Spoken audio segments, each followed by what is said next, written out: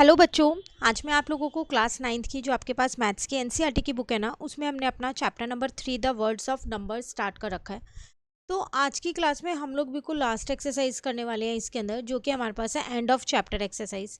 Then हमारा ये chapter पूरा कंप्लीट हो जाएगा। इसमें टोटल आपने 5 एक्सरसाइज किए हैं। 5 की 5 एक्सरसाइज चैनल पे अपलोड है, आप वहाँ से कर सकते हैं।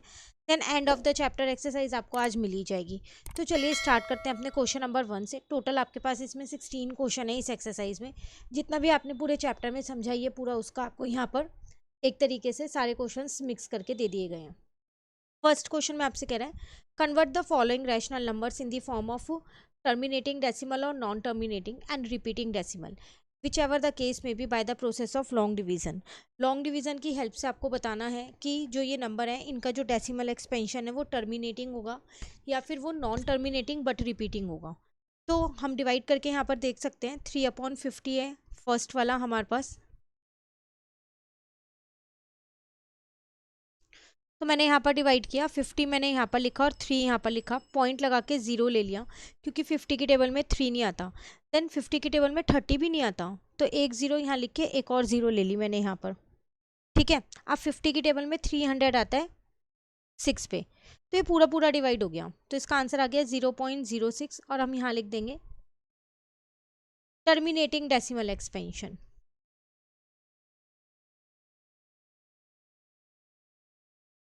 Terminating decimal expansion. क्लियर। अगर हम अपने सेकेंड पार्ट की यहाँ पर बात करें, 2/9 है वो आपके पास यहाँ पर। हमेशा याद रखना जो डिनोमिनेटर में होता है ना वही आपको बाहर लिखना होता है। कई बार बच्चों को यही कन्फ्यूजन होती है कि डिवाइड में अंदर क्या लिखें और बाहर क्या लिखें, तो डिनोमिनेटर वाला हमेशा बाहर होता है। पॉइंट लगा के 0 लिया है मैंने यहाँ, तो 9 2 जा मेरे पास 18 हो गया। देन एक 0 आप खुद से ले सकती हूँ, फिर 9 2 जा 18 हो जाएगा। तो ये तो ऐसे चलता ही रहेगा बार बार, 2 2 2। तो इसका मतलब जो इसका डेसिमल एक्सपेंशन है वो है 0.22 और ये आपके पास क्या है, नॉन टर्मिनेटिंग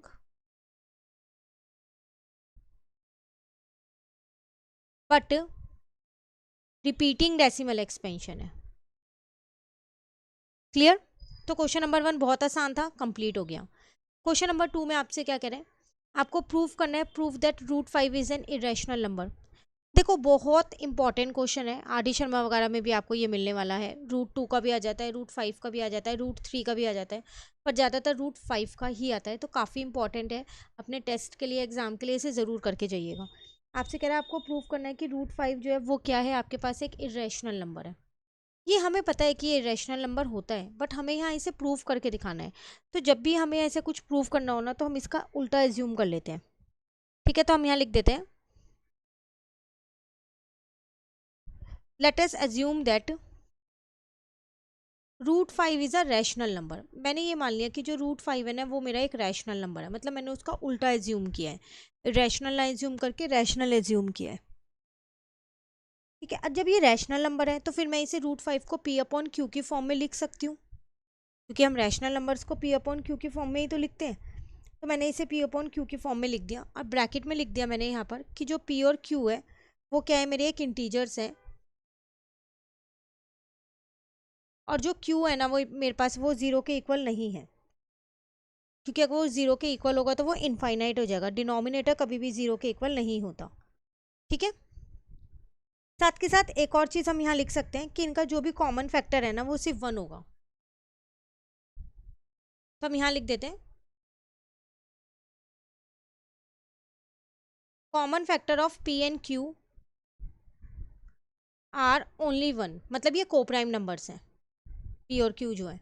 ठीक है, आप एक √5 का समझ लो, बाई चांस आपके पास एग्जाम में अगर √2 का आता है या √3 का आता है, तो सिर्फ आपको जहाँ जहाँ मैं 5 लिख रही हूँ ना वहाँ पर 2 और 3 लिखना है, बाकी ये पूरी स्टेटमेंट सब एज इट इज़ लिख देनी है। क्लियर। नाउ अब मैंने क्या किया, यहाँ पर स्क्वायरिंग बोथ साइड कर लिया है, दोनों साइड पे स्क्वायर कर दिया। तो √5 का अगर मैं स्क्वायर करती हूँ तो ये होगा, और P/Q का स्क्वायर करूँगी तो ये आ जाएगा। तो √5 का स्क्वायर तो 5 हो गया, P² में Q² हो गया। ठीक है, यहाँ से मैं Q² को दूसरी साइड ले गई,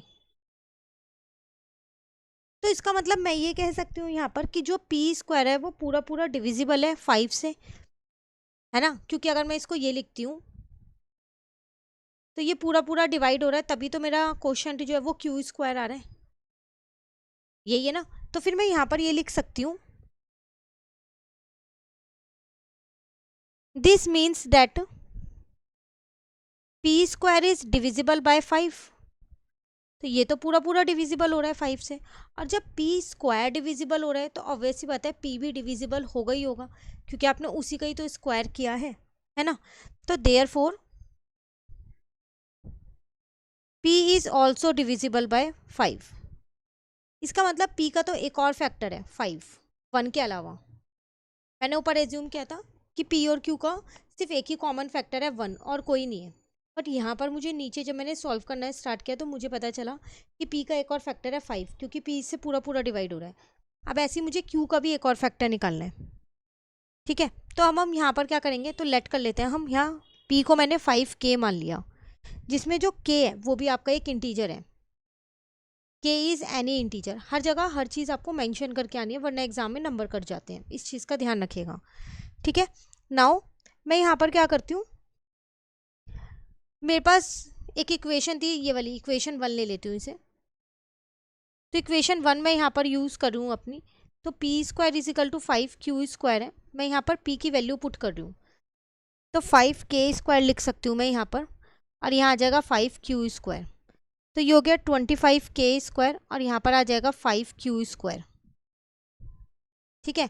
तो यहाँ से मैं 5 को नीचे लेके आ गई, तो ये डिवाइड का बन गया, और ये q स्क्वायर ऐसी है, इसको इससे काट दिया, तो इसका मतलब 5k square is equals to q square. अब इससे मुझे एक और चीज़ पता चल गई कि q स्क्वायर भी 5 से पूरा पूरा डिविजिबल है, क्योंकि अगर मैं इसको ये लिखती हूँ यहाँ पर, तो q स्क्वायर 5 से डिवाइड हो रहा है, तो क्वोशंट k स्क्वायर आ रहा है ना। तो फिर मैं यहाँ लिख देती हूँ, दिस शोज डैट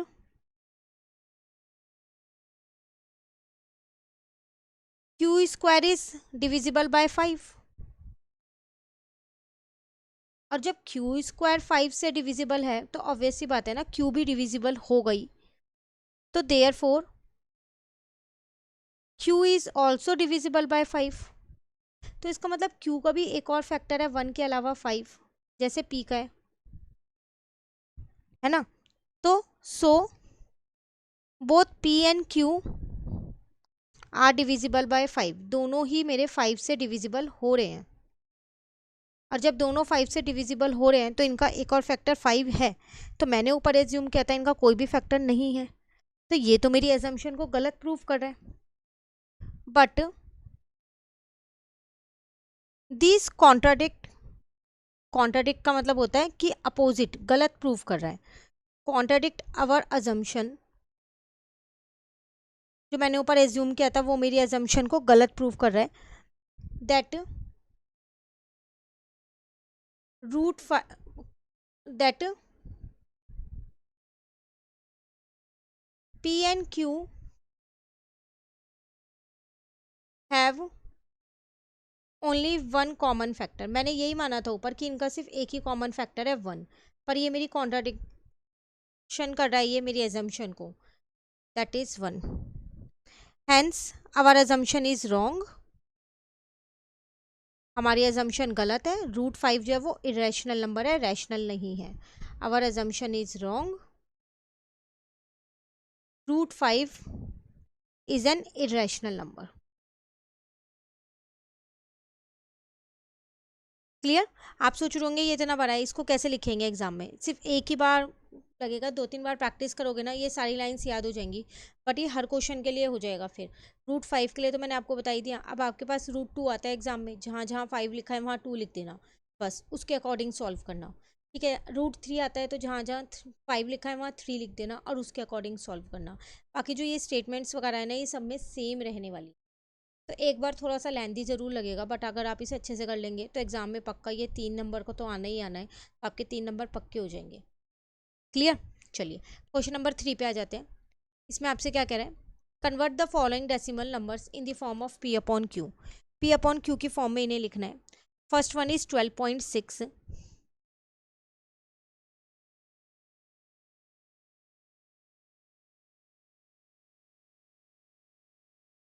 12.6 है तो इसे तो आप डायरेक्ट लिख सकते हो ना, पॉइंट हटा दो 10 आ जाएगा। तो 126/10 लोएस्ट फॉर्म यहाँ पर 5 आ गया, यहाँ पर आ गया 63, तो ये आ गया 63/5। फर्स्ट वाला तो आसान था। सेकंड वाला देखते हैं, 0.0120, ये भी आसान है। तो यहाँ से पॉइंट हटाया तो नीचे 1 2 3 4 0 आ गई, 1 2 3 4 है, तो ये हो गया 120/10,000। एक जीरो से एक जीरो कट गई, नाउ 12/1000 आ गया। कट कर दिया मैंने इसे 2 से, इसको भी 2 से कट किया, अगेन 2 से कट किया, तो मेरा आंसर 3/250 आ गया। तो ये भी आसान था, ये कोई मुश्किल नहीं था। नेक्स्ट अब बार वाले आ गए, अब ध्यान से समझना। 3.052, लेकिन 52 पे बार है। 3.052 लेकिन 52 के ऊपर बार है। तो याद होगा हमने एक्सरसाइज में एक ऐसा क्वेश्चन किया था 0.9 बार, जिसको हमने 1 के इक्वल प्रूव किया था ना। तो मैंने आपको वहाँ बताया था जितने डिजिट्स पे बार होता है उतने से मल्टीप्लाई करते हैं, तो वही करते हैं यहाँ पर। चलो, let x is equals to 3.052 bar, या फिर आप इसको थोड़ा सा एक्सपेंड करके लिख दो 5252 ऐसे करके, और अपनी इसको इक्वेशन 1 मान लो। अब 2 डिजिट पे बार है तो मल्टीप्लाई 100 से होगा, मल्टीप्लाई बोथ साइड बाय 100, तो ये हो जाएगा 100x, और यहाँ पर 2 डिजिट पॉइंट आगे चला जाएगा क्योंकि आप 100 से मल्टीप्लाई कर रहे हो।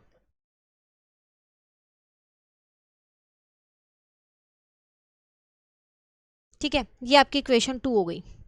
सब्ट्रैक्ट कर दो, सब्ट्रैक्ट इक्वेशन 1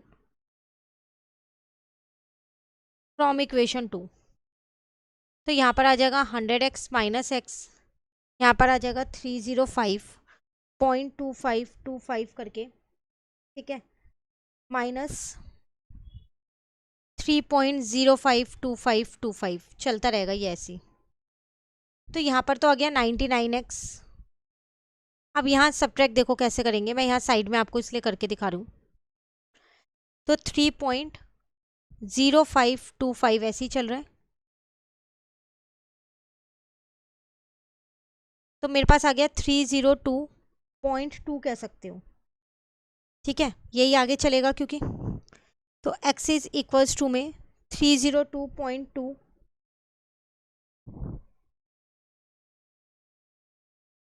99 नीचे आ गया, पॉइंट हटा के एक जीरो ले लिया, तो p/q की फॉर्म में लिखना था, तो 3022/990, ये आपका आंसर आ गया। आप चाहो तो इसे लोएस्ट फॉर्म में भी लिख सकते हो क्योंकि ये दोनों ही आपके पास किससे 2 से कट हो रहे हैं।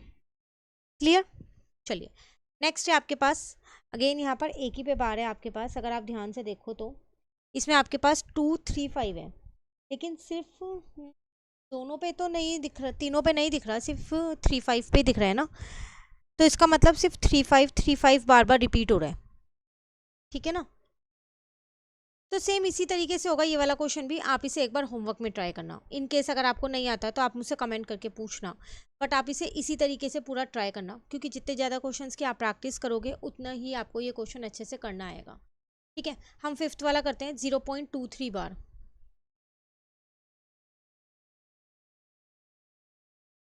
अगेन मैं इसको लेट कर लेती हूँ, let x is equals to में, तो 0.2323 ले लिया मैंने यहाँ पर, इसको अपनी इक्वेशन 1 ले लिया। 2 डिजिट पे बार है तो मैं मल्टीप्लाई कर रही हूँ यहाँ पर, मल्टीप्लाई बोथ साइड बाय 100, 100 से मैं दोनों साइड पे मल्टीप्लाई कर दूँ तो ये हो जाएगा मेरा 100x, यहाँ आ जाएगा 23.2323, ये इक्वेशन 2 हो गई। अब सब्ट्रैक्ट कर देंगे, स्टेप सारे सेम रहने वाले हैं, कुछ चेंज नहीं होने वाला। सब्ट्रैक्ट इक्वेशन 1 फ्रॉम इक्वेशन 2, ठीक है, तो लेफ्ट साइड को लेफ्ट साइड से सब्ट्रैक्ट करेंगे, राइट साइड को राइट साइड से सब्ट्रैक्ट करेंगे, तो 23.2323 माइनस 0.2323, तो फाइनली आपके पास आंसर क्या बचेगा जब आप सब्ट्रैक्ट करोगे, तो 23 बचेगा। ठीक है, तो यहाँ आ जाएगा 99x, यहाँ पर आ जाएगा 23, तो x की वैल्यू कितनी आ गई 23/99। तो इसका मतलब आप कह सकते हो कि आप 0.23 बार को क्या लिख सकते हो, 23/99 लिख सकते हो p/q की फॉर्म में। क्लियर। चलिए नेक्स्ट है 2.05 और 5 पे बार है। पार्ट है ये आपके पास सिक्स्थ।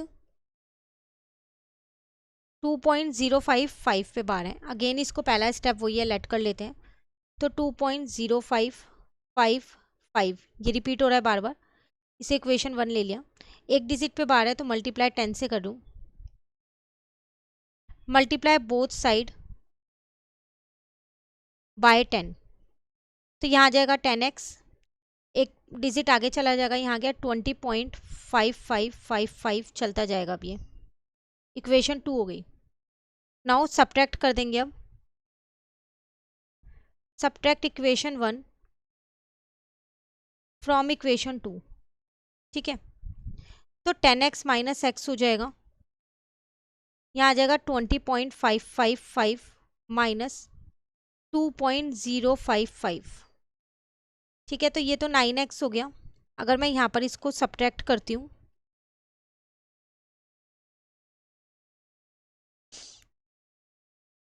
तो यहाँ पर मेरा 18.5 आएगा। ठीक है, तो 18.5 अपॉन में 9 हो गया, पॉइंट हटाया 0 ले लिया, तो फाइनली x आ गया मेरे पास 185 अपॉन में 90। अगेन आप इसे लोएस्ट फॉर्म में लिख सकते हो, क्यों? क्योंकि ये दोनों ही आपके पास किससे 5 से भी डिविजिबल है, तो इसको आप लिख सकते हो 37 अपॉन में 18। तो इसका मतलब 2.05 बार को मैं क्या लिख सकती हूँ, 37 अपॉन 18 लिख सकती हूँ, P अपॉन Q की फॉर्म में। क्लियर। चलिए उम्मीद करती हूँ अब ये वाले क्वेश्चंस आ गए होंगे आपको सॉल्व करने। अब अगेन 7th और 8th में से मैं एक पार्ट करा रही हूँ यहाँ पर, तो 8th पार्ट हम कर लेते हैं, 7th पार्ट आप घर पे ट्राई कीजिएगा क्योंकि दोनों पार्ट सेम है, एक ही डिजिट पे बार है। 3.125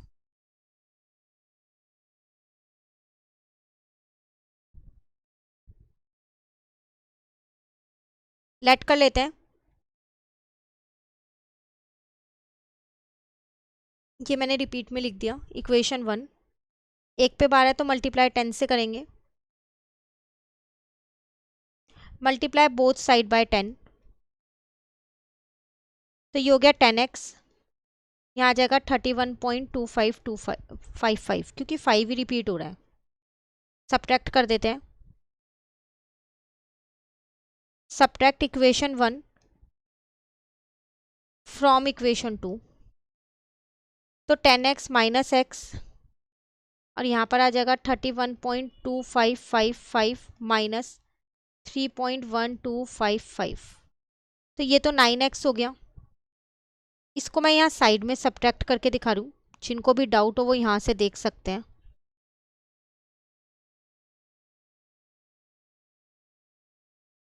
तो 28.13 आप कह सकते हो कि यहाँ पर आपके पास आएगा। ठीक है, तो अगेन 9 आपके पास नीचे आ जाएगा, 2813 अपॉन में 900 हो गया। ठीक है ना, क्योंकि पॉइंट हटाया तो 2 0 आपके पास क्या हुई, यहाँ पर नीचे लग गई। क्लियर। तो सारे क्वेश्चन लगभग सेम है, कुछ भी चेंज नहीं है उनके अंदर। ठीक है, सिर्फ आपको ये देखना है कि वो बार किस पे लग रहा है, जिस पे बार लग रहा है ना वही डिजिट बार बार रिपीट हो रही है। अब यहाँ है 2.1625, तो ये सारा ही रिपीट हो रहा है क्योंकि इस पे चारों पे बार लगा हुआ है। तो लास्ट है आपके पास 9th पार्ट 2.1625। तो अगेन लेट कर लेते हैं, let x is equals to 2.1625 1625, क्योंकि ये रिपीट हो रहा है, 4 डिजिट है, तो मल्टीप्लाई करेंगे आप 1000 से, 1000 ऑन बोथ साइड, दोनों साइड 1000 से मल्टीप्लाई कर देंगे, तो यहाँ पर आ जाएगा 1000x। यहाँ पर ये पॉइंट 4 डिजिट आगे चला गया। ठीक है, दोबारा लिख सकते हो 1625, ऐसा कुछ नहीं है। ये इक्वेशन 1 हो गई, ये इक्वेशन 2 हो गई। नाउ सब्ट्रैक्ट कर दो,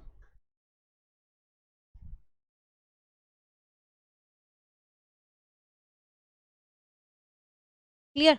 तो 1000x माइनस एक्स, यहाँ पर आ जाएगा 21625.1625 माइनस 2.1625। तो यहाँ पर तो 999 आ जाएगा, ठीक है ना। यहाँ पर कितना आएगा, यहाँ करके देखो,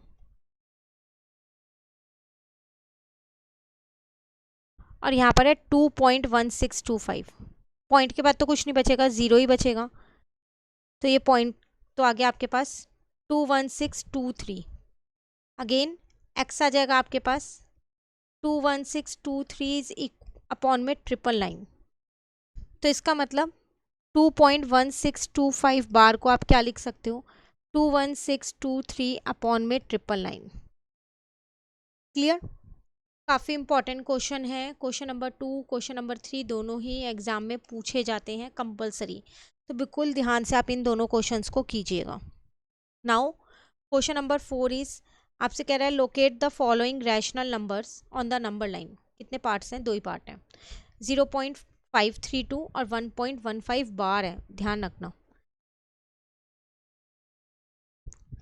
तो फर्स्ट पार्ट है आपके पास 0.532। तो इसको तो आप इजीली दिखा सकते हो, ये 0.5 से थोड़ा सा बड़ा है। अगर मैं यहाँ पर नंबर लाइन बनाऊँ अपनी, मैंने यहाँ 0 ले लिया, यहाँ 1 ले लिया, इसके बीच में आपको पता है यहाँ पर मेरा हाफ है, तो ये मेरा हो जाएगा 0.5। ठीक है, 0.5 के बाद 1 2 3, ये वाला छोटे वाला होगा मेरा 0.532। ठीक है ना, हाफ के बाद वाला ये वाला जो है ये मेरा 0.5 है, ये ध्यान रखना। ये पूरा 1 है और ये 0 है। क्लियर। लेकिन जो सेकेंड वाला पार्ट है उस पर बार लगा हुआ है, 1.15 बार है। तो इसका मतलब इसमें 5 जो है वो बार बार रिपीट हो रहा है। इसको मैं ये लिख सकती हूँ ना। तो सबसे पहले देखो ये लाई किस में करेगा, 1 और 2 के बीच में लाई करेगा। तो ये 1 से बड़ा नंबर है और 2 से छोटा नंबर है। दूसरी बात, ये 1.15 से तो बड़ा नंबर है क्योंकि 1.155 है, और 1.16 से छोटा नंबर है। ठीक है, तो चलो फिर हम यही वाली लाइन बनाते हैं यहाँ पर। आप प्रॉपर स्केल और पेंसिल से बनाना। तो मैंने यहाँ -1 ले लिया, कहीं यहाँ पर 0 लिया, यहाँ पर 1 लिया, यहाँ 2 लिया, तो 1 और 2 के बीच में है। ठीक है, तो यह आ जाएगा 1.10 1.20। तो यहाँ पर कहीं ये बीच में लाई कर रहा है, 1.15 बार यहाँ लाई कर रहा है। ठीक है, मैं यहाँ डॉट बना देती हूँ दूसरे पेन से ताकि आपको और अच्छे से क्लियर हो जाए। इस डॉट पे कहीं पर लाई कर रहा है ये 1.15 बार। तो आपको पहले जब भी बार वाले आए तो ये देखना है कि वो किन के बीच में लाई कर रहा है। ठीक है, तो 1 और 2 के बीच में लाई कर रहा है, तो इसके बीच में 10 लाइन्स होंगी ना, 10 लाइन्स। तो मैंने यहाँ पर और बना देते हैं, 3 4 5 6 7 8 9 10 हो गई। आप प्रॉपर पेंसिल स्केल से बनाइएगा। क्लियर। चलिए क्वेश्चन नंबर 5 में क्या कह रहे हैं, find 6 rational number between 3 and 4। 3 और 4 के बीच में 6 रैशनल नंबर्स आपको निकालने हैं। तो हमने रैशनल नंबर निकालने के कई सारे तरीके देखे थे। डिनोमिनेटर को सेम करना, ठीक है, एवरेज निकाल लेना, किए थे ना हमने ये वाले। तो अब कह रहे हैं यहाँ पर 3 एंड 4 के बीच में निकालो। तो इसमें हम चाहे तो एवरेज लेके भी कर सकते हैं, बहुत आसानी से हो जाएगा, और हम चाहे तो यहाँ डिनोमिनेटर सेम कर लेते हैं। अब आप सोच रहे हो इसमें तो डिनोमिनेटर ही नहीं है, सेम कैसे करें। तो हम यहाँ पर लिख सकते हैं, तो we can write 3 and 4 with a common denominator. तो मैं आपको यहाँ दूसरा मेथड सिखा रही हूँ क्योंकि एक्सरसाइज में हमने एवरेज वाला मेथड सीख लिया है। तो मैंने 3 को यहाँ पर क्या लिख दिया, 21/7 लिख सकती हूँ, और 4 को मैं 28/7 लिख सकती हूँ, क्योंकि कट करके 4 आने वाला है और कट करके 3 आने वाला है। तो 6 रैशनल नंबर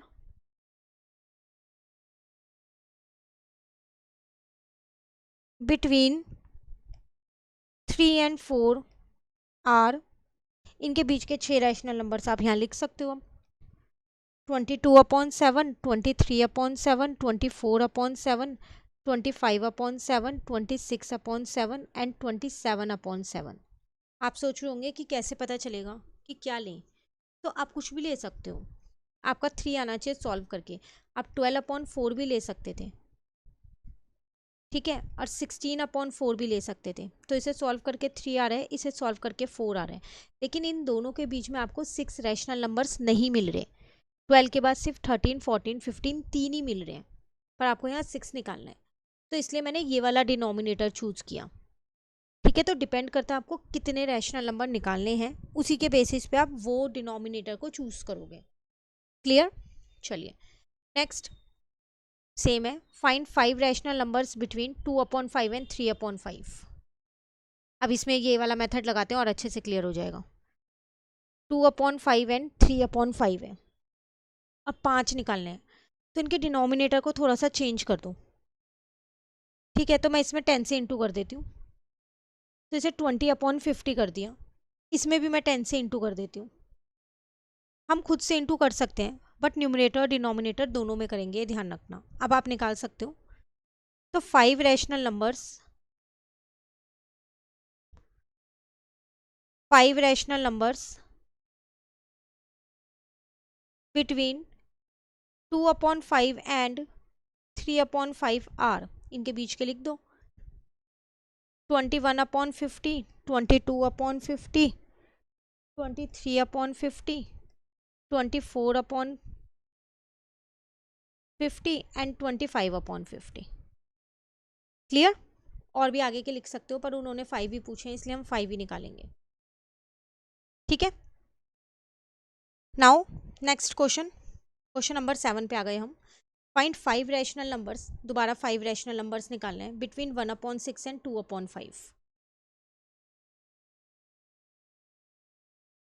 तो 1/6 एंड 2/5 है, तो 1/6 और 2/5 में डिनोमिनेटर को सेम करो। 30 बना लें, तो इसमें 5 से इंटू कर देती हूँ, तो 5/30 हो गया। इसमें 6 से इंटू कर देती हूँ, तो 12/30 हो गया। इनके बीच में आसानी से 5 मिल जाएंगे मेरे, है ना। तो 5 रैशनल नंबर्स बिटवीन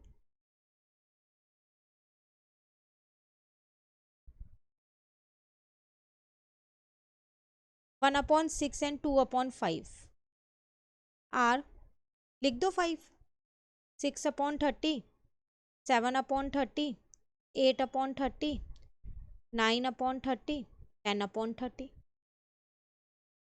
क्लियर? तो अब आसान हो गया, डिनोमिनेटर सेम से काफ़ी आसान है, एवरेज में थोड़ा सा लेंदी पड़ता है, ठीक है। चलिए क्वेश्चन नंबर 8 पे आते हैं। If x/3 plus x/5 is equals to 16/15, find the rational number x। तो इस x की वैल्यू बताओ। आसान है, हम इसे सॉल्व कर सकते हैं। एक इक्वेशन ही तो दे रखी है, इक्वेशन सॉल्व करनी तो हमें आती है। तो इसका मतलब x/3 प्लस x/5 जो है वो मेरे पास 16/15 के इक्वल है, ठीक है। मैं यहाँ एलसीएम लेके 3 और 5 का एलसीएम 15 हो गया, तो यहाँ आ जाएगा 5x प्लस का 3x 16/15, तो 8x अपॉन में 15, और यहाँ आ गया 16/15।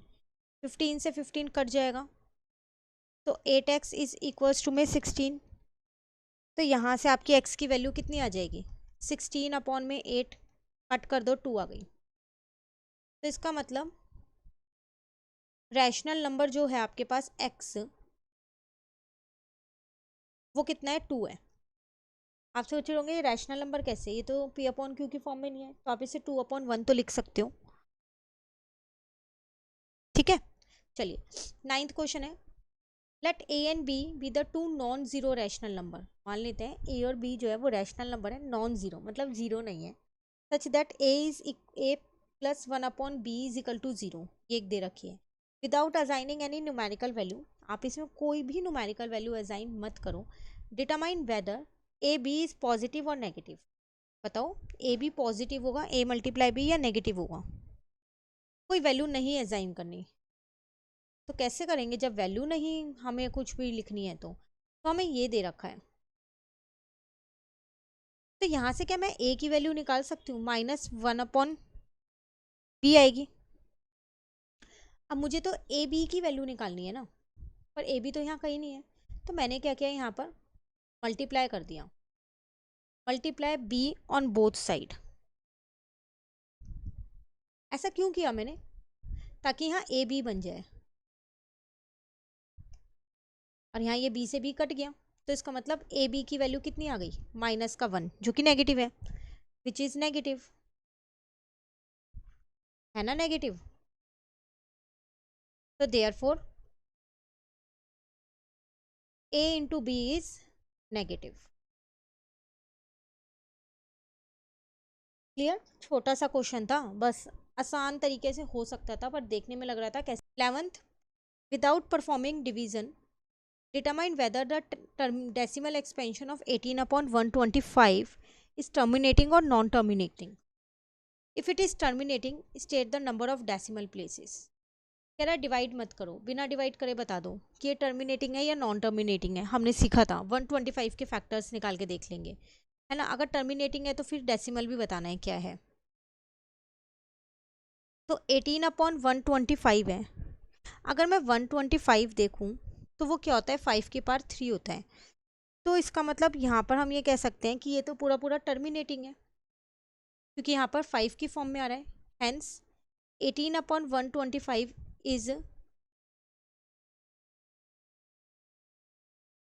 टर्मिनेटिंग डेसिमल एक्सपेंशन, या फिर हैज़ लिख दो, has terminating decimal expansion. Now कह रहा टर्मिनेटिंग है, तो बताओ कि क्या आंसर आएगा। तो 18/125 है, थोड़ा सा इसको चेंज कर लें, 1000 बना दूँ, 8 से इंटू करके बन जाएगा। इसको भी 8 से इंटू कर देती हूँ फिर, तो नीचे 1000 आ गया, ताकि मुझे डिवाइड ना करना पड़े। ये मैंने इसलिए किया, 8 8 जा 64, 144, तो 0.144 आ गया। बस मुझे साथ साथ ये भी बताना था, if it's terminate state the number of decimal places. तो it has 3 decimal place, 3 decimal place है, पॉइंट के बाद 3 डिजिट है ना, तो it has 3 decimal place. Clear हो गया। आप चाहो तो 18 और 125 को प्रॉपर लॉन्ग डिवीजन से डिवाइड कर सकते हो, यही आंसर आएगा 0.144, और उसके बाद आपको यही लिखना है, इट हैज़ 3 डेसिमल प्लेसेस। ठीक है, चलिए नेक्स्ट पे आ जाते हैं, 12th पे आते हैं। कह रहा है a rational number in its lowest form has denominator 2 raised to power 3 into 5. How many decimal places will it decimal expansion have. अब कह रहे हैं एक रैशनल नंबर है जो इस फॉर्म में है, 2 raised to power 3 into 5 उसका डिनोमिनेटर है, मतलब क्यू वाला जो है वो इस फॉर्म में है, तो उसमें कितने डेसिमल प्लेसेस होंगे वो मुझे यहाँ पर बताने हैं। मुझे नंबर नहीं दे रखा, जैसे यहाँ पर मैंने बता दिया कि इसमें 3 डेसिमल प्लेस हैं, ऐसे मुझे उसमें बताने कितने होंगे, बट नंबर नहीं पता। तो बहुत आसान तरीका है इसका निकालने का, वो क्या है वो यहाँ देखो।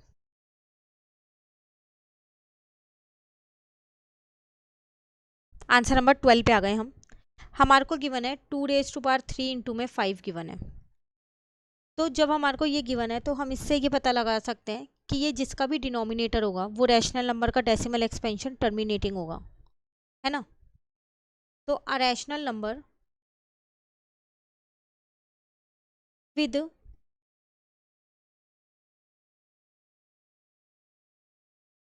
Denominator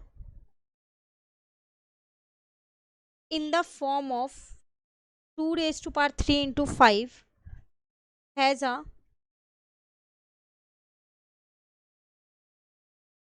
terminating decimal expansion।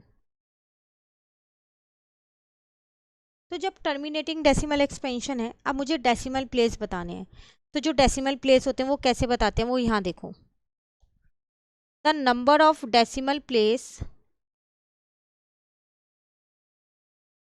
Is equal to the greater of m and n। अब ये m और n क्या है, here 2 raised to power 3 is equals to 2 raised to power m है, m के बराबर है, and 5 raised to power 1 is equal to 5 raised to power n है। तो यहाँ m3 और n1 है, ठीक है, अब इसको यहाँ कर लेते हैं। तो ग्रेटर 3 है, so number of decimal places is equals to 3। तो जो भी हाईएस्ट होती है पार, तो उतने ही डेसिमल प्लेसेस होते हैं, ये ध्यान रखना। पर ये तभी होते हैं जब टर्मिनेटिंग डेसिमल होता है, ठीक है। नॉन टर्मिनेटिंग में मत लगा देना। ये क्लियर हो गया 12th क्वेश्चन।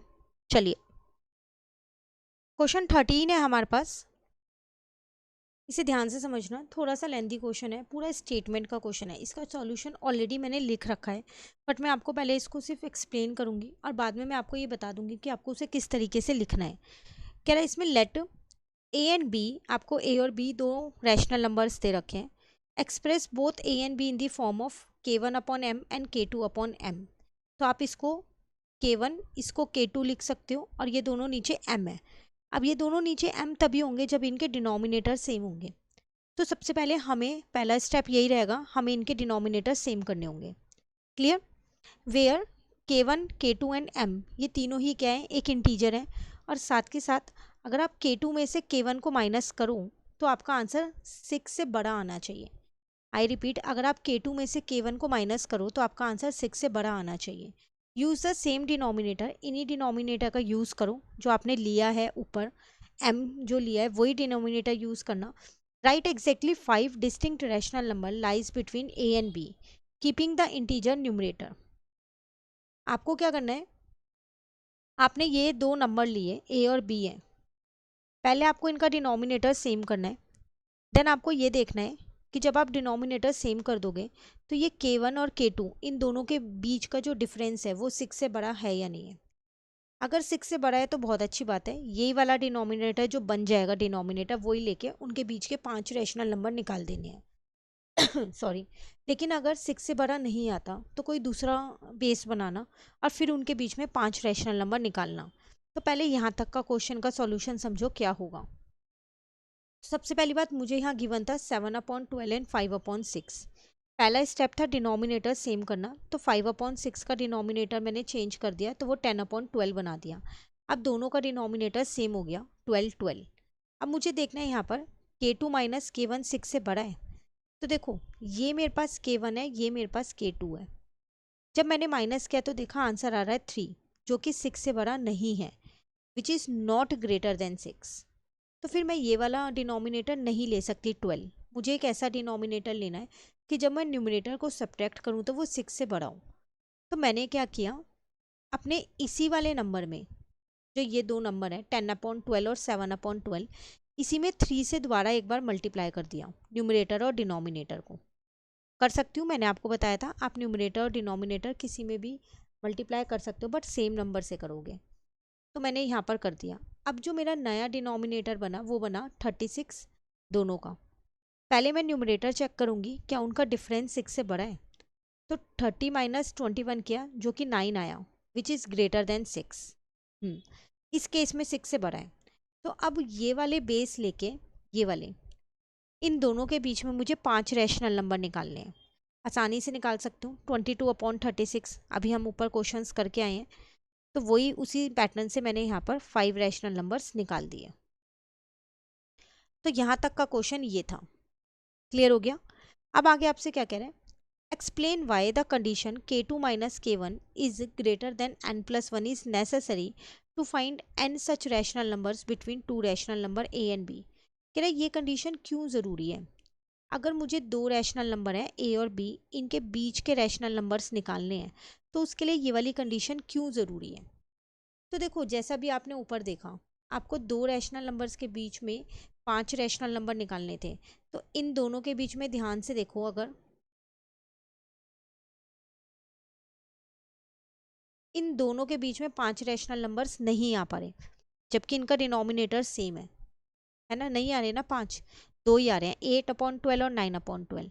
तो इसलिए जब भी दो रैशनल नंबर्स के बीच में आपको बाकी के रैशनल नंबर्स निकालने होते हैं तो उस केस में जो हमारी कंडीशन होती है, ये k2 minus k1 is greater than n+1, ये ज़रूरी होती है।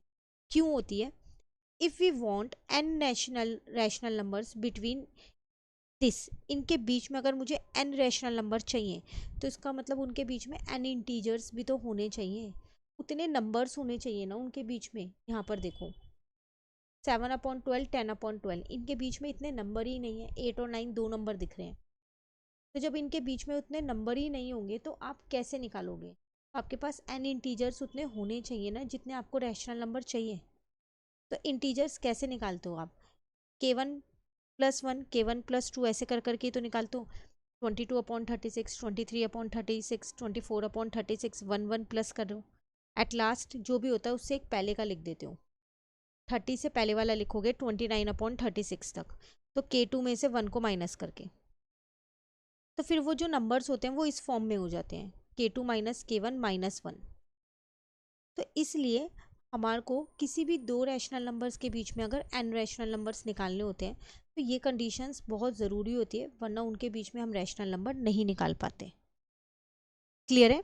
तो यहाँ पर एक ये छोटी सी स्टेटमेंट मैंने लिख दी है, आप चाहो तो इसका स्क्रीनशॉट ले सकते हो, ठीक है, और उसके बाद लिख लेना कि ये कंडीशन क्यों ज़रूरी होती है। मैं 2 मिनट यहाँ आपको स्क्रीन पे दिखा देती हूँ, तो आप आराम से इसको नोट डाउन कर सकते हो।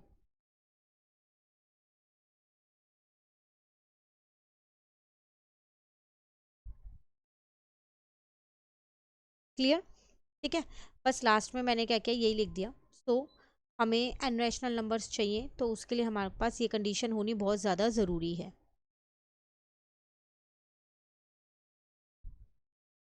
कंप्लीट। अब क्वेश्चन नंबर 14 है हमारे पास, कह रहा है यहाँ 3 rational numbers x y z satisfied x + y + z = 0 and x × y + y × z + z × x = 0. Show that all rational number x, y, z must be simultaneously 0. क्या कंडीशन दे रखी है? कह रहा है कि x + y + z जो है वो 0 के बराबर है, दूसरा ये भी 0 के बराबर है। हमें क्या शो करना है कि x, y, z वो तीनों भी अलग अलग जो है वो 0 हैं, ये हमें प्रूव करना है। मतलब x भी 0 है, y भी और z भी अलग अलग। तो कैसे करेंगे इसे? यहाँ देखिए, सबसे पहले हमें दिया था x + y + z = 0, इसे इक्वेशन 1 ले लिया। दूसरा दिया था हमें x y + y z + z x = 0, इसे इक्वेशन 2 ले लिया। नाउ हमारे पास एक आइडेंटिटी होती है, हम उसको यहाँ यूज़ करते हैं, और ये आइडेंटिटी आप याद कर लेना, वो होती है x + y + z का होल स्क्वायर। अभी तक आपने a + b या x + y का होल स्क्वायर सुना है, यहाँ 3 टर्म्स का होल स्क्वायर है, तो होता है x² + y² + z² +2 ब्रैकेट में xy + yz + zx। अब देखो क्वेश्चन में ये 0 गिवन था, तो 0 का स्क्वायर, इसको ऐसे ही लिख दिया। देन 2, ये 0 गिवन था, यहाँ 0 लिख दिया, तो ये पूरी टर्म तो 0 ही बन गई। तो आपके पास फाइनली क्या आ गया? x² + y² + z² = 0, यही आ गया।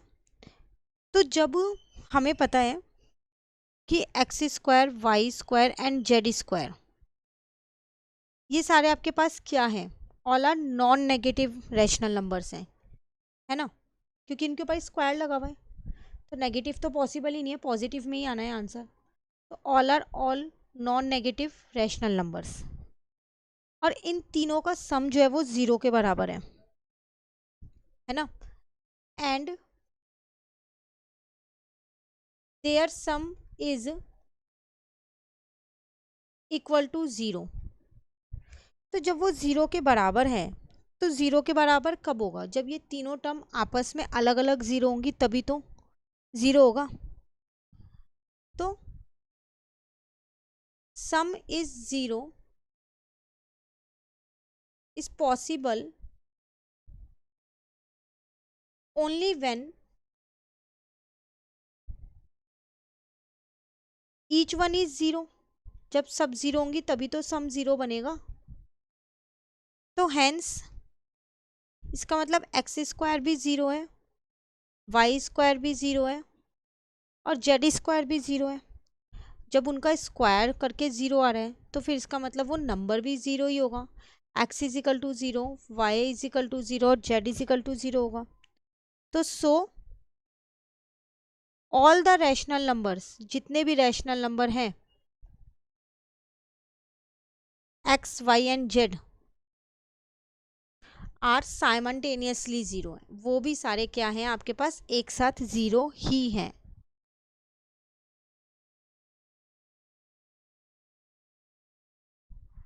क्लियर? और यही आपको प्रूव करना था इसके अंदर। हो गया क्लियर क्वेश्चन नंबर 14। चलिए क्वेश्चन नंबर 15 में क्या कह रहा है आपसे, show that the rational number a plus B upon 2 lies between the rational number a and b। कह रहे हैं शो करो कि a और b के बीच में ये वाला नंबर लाई करता है। वैसे देखा जाए तो हमने एवरेज वाला किया था, दो नंबर्स के बीच का एवरेज कैसे निकालते थे, उनके बीच के रैशनल नंबर कैसे निकालते थे, उनका एवरेज करके। तो ये तो इसी के बीच में ही लाई करता है इसका मतलब, पर हमें ये शो करना है यहाँ पर। तो चलो शो करके दिखाते हैं। तो सबसे पहले मैंने यहाँ एज्यूम कर लिया, लेट अस एज्यूम दैट ए जो है वो बी से बड़ा है, या फिर उल्टा एज्यूम कर लो, वो ज़्यादा सही रहेगा। वैसे तो आप दोनों में से किसी का भी निकाल सकते हो। ए जो है वो बी से छोटा है। अब हमें शो क्या करना है, हमें शो करना है ए बीच में ए प्लस बी अपॉन 2, मतलब ये ए से बड़ा है और बी से छोटा है, ए प्लस बी अपॉन 2, ये हमें शो करना है। सबसे पहले हम क्या करते हैं, फर्स्ट कंपेयर, पहले मैं इन दोनों को कंपेयर कर लूँ, a and a plus B upon 2 को। तो मुझे पता है कि ए जो है वो बी से छोटा है। मैंने क्या किया, यहाँ पर दोनों साइड पे ए ऐड कर दिया, adding A on both side. तो ये हो गया a प्लस ए, ये हो गया b प्लस ए। तो 2a यहाँ आ गया b प्लस ए। अब ये 2 जो है वो दूसरी साइड चला गया, आ गया इतना। ठीक है, यहाँ तक क्लियर है। नाउ अब हम कंपेयर करते हैं a प्लस बी अपॉन 2 को और b को, मतलब कि इन दोनों को कंपेयर करते हैं अब हम। ठीक है, तो हमें पता है कि a जो है वो b से छोटा है, ये हमें पता है पहले से ही, हमने क्योंकि ऊपर माना है। अब दोनों साइड पे b ऐड कर लो, adding b on both side. ऊपर वाले केस में a ऐड किया था, तो a प्लस बी यहाँ आ जाएगा b प्लस बी। तो a प्लस बी ये हो गया 2b, तो 2 उधर चला जाएगा। क्लियर है यहाँ तक? तो इसका मतलब जो ये वाली वैल्यू है ये b से छोटी है और यही वैल्यू a से बड़ी है ना। तो बस लिख दो 10, a से तो बड़ी है ये वैल्यू और b से छोटी है। Therefore the rational number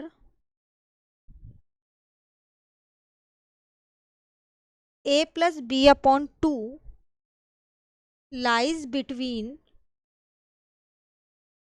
a and b। अब इसका एक और केस बनता है, वो क्या, now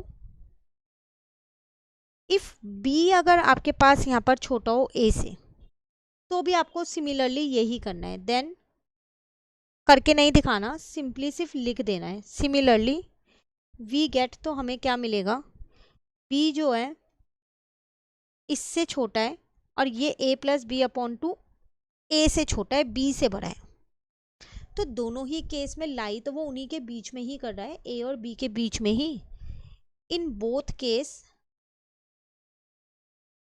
a upon B upon a plus B upon 2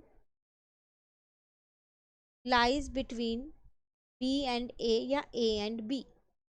तो आप चाहे a को बड़ा लो b को छोटा लो, चाहे b को बड़ा लो a को छोटा लो, पर दोनों केस में जो ये वाली वैल्यू है ये आपकी इन्हीं के बीच में ही लाई करेगी।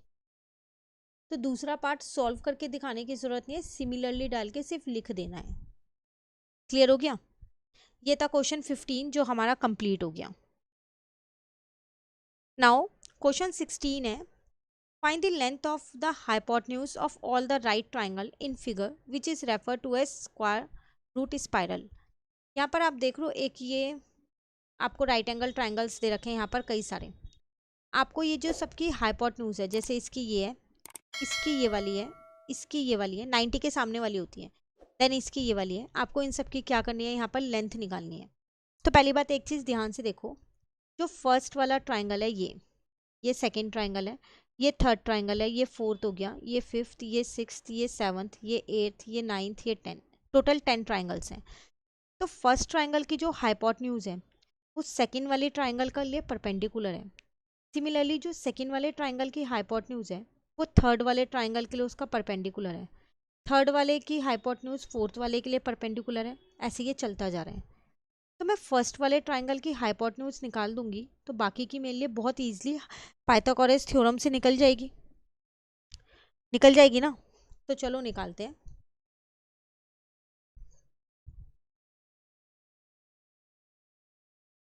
तो मैंने यहाँ लिख दिया यूजिंग पाइथागोरस थ्योरम। मैं यहाँ पर पाइथागोरस थ्योरम लगा रही हूँ तो इसलिए मैंने वो थ्योरम पहले यहाँ लिख दी। ठीक है, अब मैं फर्स्ट ट्राइंगल की अगर मैं यहाँ पर बात करूँ तो हाइपोटेन्यूज का square is equals to perpendicular का स्क्वायर प्लस बेस का स्क्वायर, और दोनों ही मुझे 1 1 दे रखे हैं, बेस भी और परपेंडिकुलर भी। तो 1 का स्क्वायर प्लस 1 का स्क्वायर, तो हाइपोटेन्यूज आ गई √2।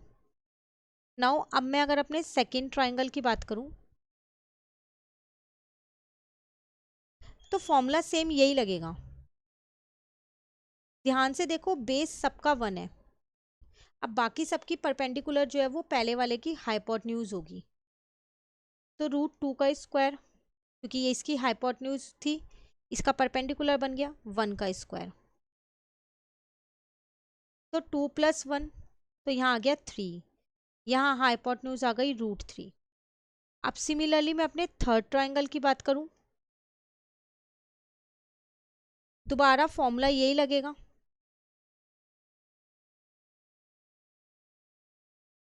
अब जो परपेंडिकुलर है वो √3 हो जाएगा, ठीक है ना। तो 3 + 1 4 हो गया, तो √4 आ गया। थर्ड ट्राइंगल की अगर हम बात करें, जिसको हम 2 लिख सकते हैं क्योंकि 4 तो रूट से निकल जाएगा। नाउ अगर अब हम फोर्थ ट्राइंगल की बात करें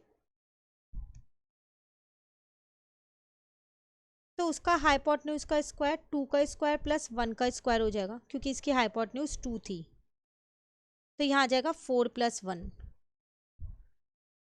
तो ये हो गया 5, तो h आ गया यहाँ से √5। ठीक है, अब फिफ्थ ट्राइंगल की बात करें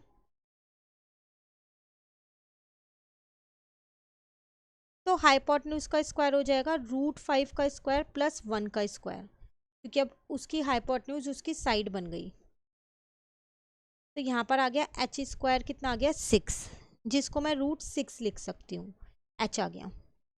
सिमिलरली सिक्स्थ ट्राइंगल की अगर हम बात करें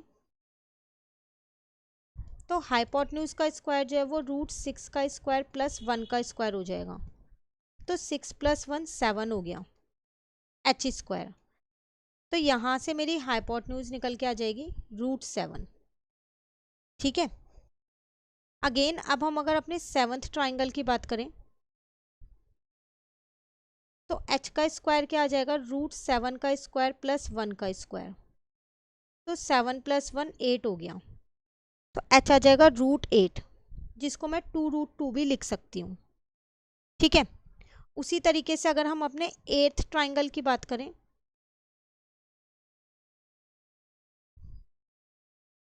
तो हाइपोटेन्यूज का स्क्वायर हो जाएगा √8 का स्क्वायर प्लस 1 का स्क्वायर, जो हो जाएगा 8 + 1 9 हो गया, तो h यहाँ से कितना आ जाएगा 3 आ गया।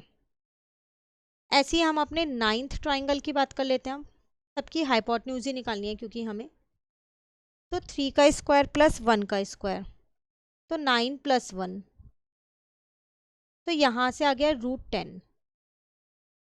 ऐसे ही अब हम अपने लास्ट 10th ट्राइंगल की बात करें तो आ जाएगा मेरे पास √10 का स्क्वायर प्लस 1 का स्क्वायर, तो 10 + 1, तो हाइपोटेन्यूज का स्क्वायर आ गया √11, हाइपोटेन्यूज आ गई √11। तो इसका मतलब आपको सारे ट्राइंगल्स की क्या करनी थी, यहाँ पर हाइपोटेन्यूज की लेंथ निकालनी थी, वो आपकी निकल गई। तो लेंथ ऑफ द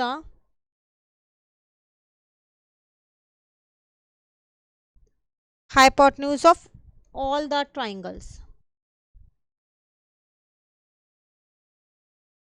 आर क्या निकली, √2 से शुरू हुई थी, √2, √3, √4, √5 ऐसे चलती जा रही है अप टू √11 तक निकल गई।